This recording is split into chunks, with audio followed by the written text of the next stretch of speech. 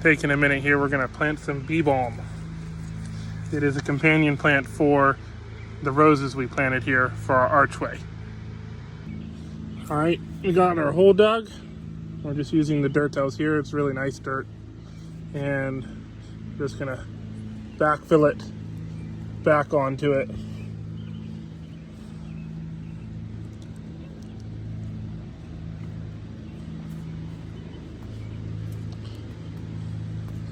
Soil's pretty damp. It was raining last night.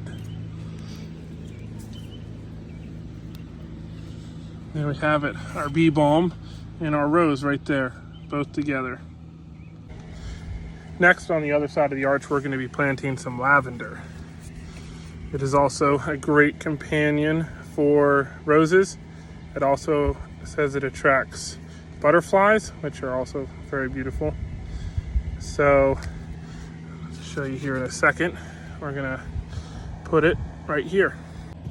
So here we go. I put my lavender here on this side of the arch with this rose. And we're going to fill around them like we did the bee balm. Go right around it, right around the edges, and then we're gonna pack it down.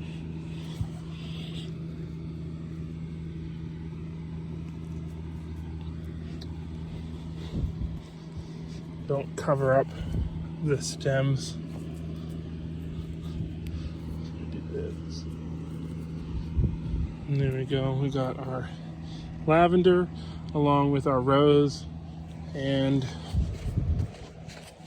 our bee balm with our other rose. We got our little rainwater collection here.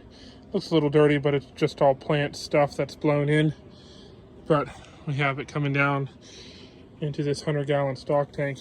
I'm gonna get some water here for the plants I just planted, the bee balm and lavender. Just water them in.